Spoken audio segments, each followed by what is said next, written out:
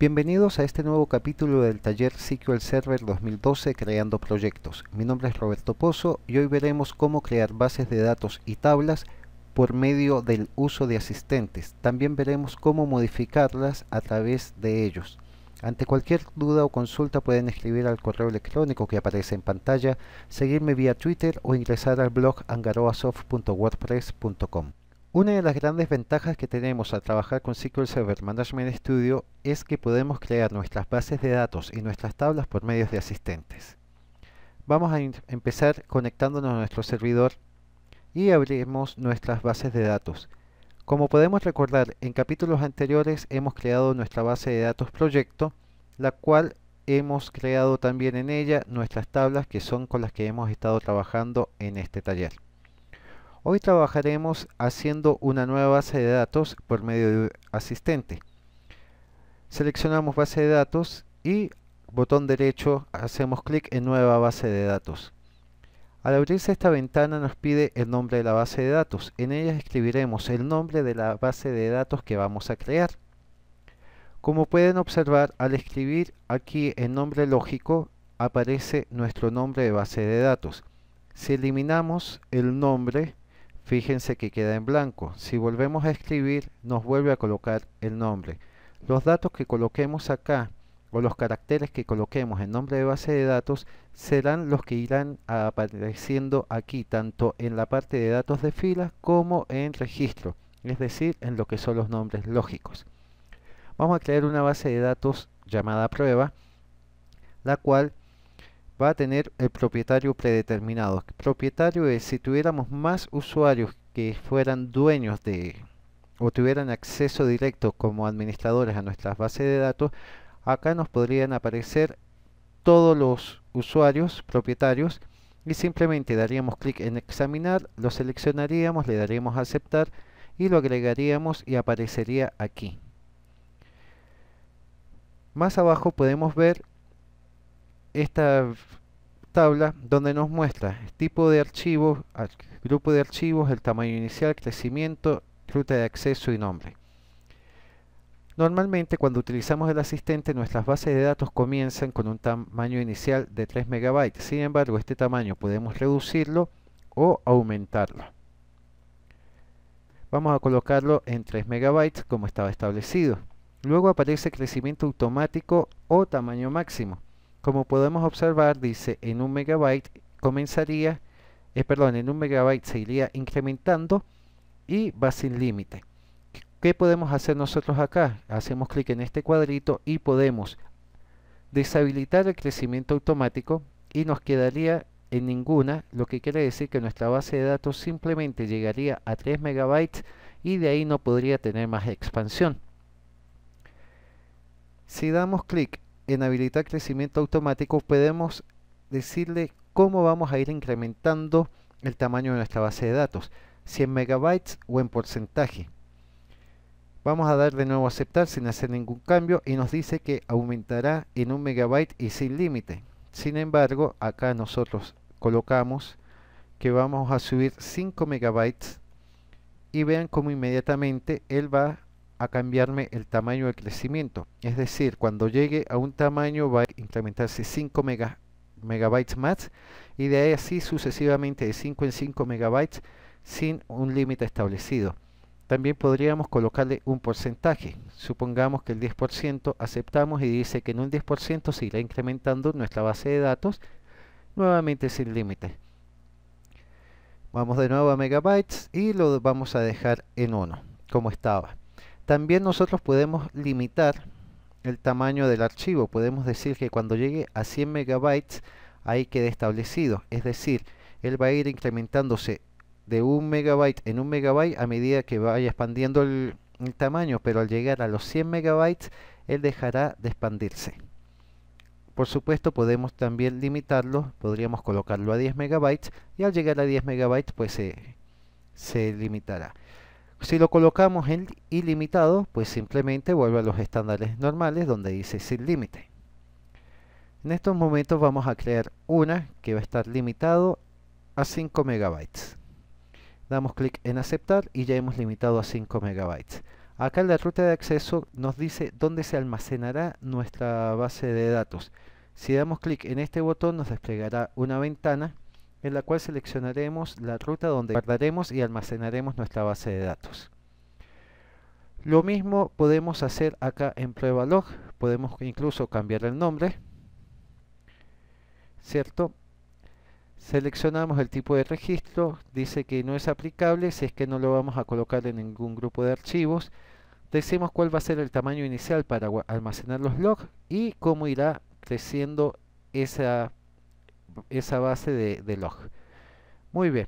Luego en opciones podemos encontrar la intercalación. La intercalación, como pueden ver, es bastante extensa. Esto lo veremos con más detalle en un próximo capítulo. Modelo de recuperación, tenemos tres tipos de modelo de recuperación: la simple, la completa y el registro masivo. Esto también lo veremos en un próximo capítulo. Acá el nivel de compatibilidad nos dice en qué formato, con qué nivel de compatibilidad almacenaremos o guardaremos nuestra base de datos. Si para SQL Server 2000, SQL Server 2005 o SQL Server 2008. Luego, acá en otras opciones, tenemos varias opciones que nos ayudan a definir cómo va a ser creada nuestra base de datos y qué tipo de recuperaciones, por ejemplo, vamos a tener, qué tipo de advertencias, qué tipo de identificadores, qué tipo de parametrización vamos a tener, si permite aislamiento de instantáneas o no permite aislamiento de instantáneas, si se pueden concatenar valores null, etcétera. Luego vienen los grupos de archivos donde nosotros seleccionamos los tipos de archivos, si son solo lectura o predeterminado. Incluso podemos agregar cualquier otro y podemos asignarle si es solamente lectura o también de escritura y si es el predeterminado o no. Para eliminar uno simplemente seleccionamos y damos clic en quitar y volvemos al punto principal a como estábamos.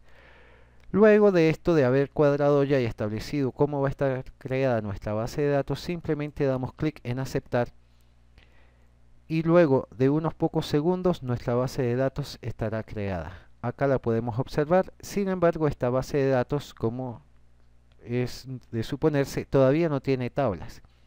Para crear tablas es muy fácil. Hacemos clic en tablas, botón derecho y seleccionamos nueva tabla. En este asistente tenemos tres tipos de datos. Tenemos el nombre de la columna, que será el nombre con el que identificaremos cada una de las columnas, el tipo de datos que permitiremos almacenar en esa columna y si vamos a permitir o no vamos a permitir valores null. En este caso, en esta práctica, vamos a colocar un ID, le vamos a decir que es del tipo entero, la podemos seleccionar por acá, en esta flecha, el tipo de datos, ¿verdad? O simplemente podemos, supongamos que estaba acá, y simplemente cuando pasamos acá con el tabulador y empezamos a escribir, inmediatamente él nos lleva al campo. Si empiezo yo a escribir, por ejemplo, vamos a escribir varchar, fíjense, ya está en var binary, pero al colocar la C cambia a varchar. Entonces lo colocamos en entero y le decimos que permita valores nulos, sí. Luego vamos a colocar nombre, le vamos a decir nchar, vamos a dejarlo en ese espacio, vamos a decir que permita valores nulos, el ID no va a permitir valores nulos, vamos a colocar apellido, nchar también, y vamos a colocar acá el sexo de la persona, que va a ser de tipo entero, para que nos diga si es 1 mujer, 0 hombre o 0 mujer y 1 hombre. Eso es indiferente, ahí es al gusto del desarrollador. Luego, para guardar, simplemente damos clic con el botón derecho encima de la pestaña que tenemos acá, la que estoy marcando, y decimos guardar table 1. Al hacer clic nos aparece esta ventana donde nos pide, nos solicita que escribamos el nombre para nuestra tabla. Vamos a colocarle como nombre datos. Damos clic en aceptar y acá todavía no nos aparece. Entonces hacemos clic botón derecho, damos clic en actualizar y aquí tenemos nuestra tabla datos con las columnas que hemos creado en este momento. ID, nombre, apellido, sexo. Muy bien. Pero ¿qué pasa? Yo quiero cambiar ahora el nombre de la tabla. Simplemente seleccionamos la tabla con el botón derecho, vamos a cambiar nombre y colocamos usuarios.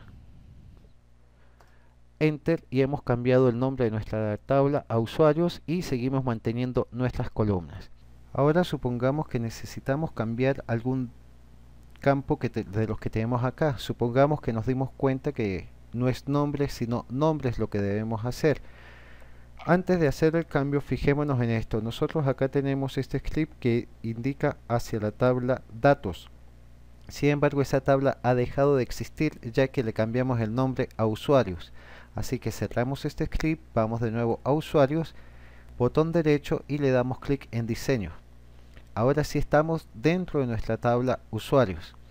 Entonces, como habíamos dicho, hay que cambiarle a nombres, hay que ponerles una S. Seleccionamos nombre, clic derecho y damos clic en modificar. Colocamos la S. Vean cómo acá cambió, me colocó un asterisco, botón derecho, guardar usuarios y hemos guardado ya los cambios. Venimos a columna, damos clic en actualizar y ya vemos que dice nombres. Ahora necesitamos crear una nueva columna que se nos había pasado por alto. Supongamos que sería la de edad. Botón derecho, nueva columna. Fíjense que inmediatamente el cursor se pone en la última columna o en el último espacio que tenemos en el asistente. Colocamos edad, supongamos que edad es del tipo date y que me va a permitir valores nulos. Damos clic, botón derecho, guardar usuarios y se ha creado. Vamos a ver si es cierto. Seleccionamos columna, botón derecho, damos clic en actualizar y aquí vemos que edad ya está dentro de nuestras columnas. Como hemos podido observar, trabajar con asistente es realmente fácil. Como siempre, ante cualquier duda o consulta pueden escribirme al correo electrónico que aparece en pantalla al principio de este video tutorial, seguirme vía Twitter o ingresar al blog angaroasoft.wordpress.com. Será hasta el próximo video tutorial.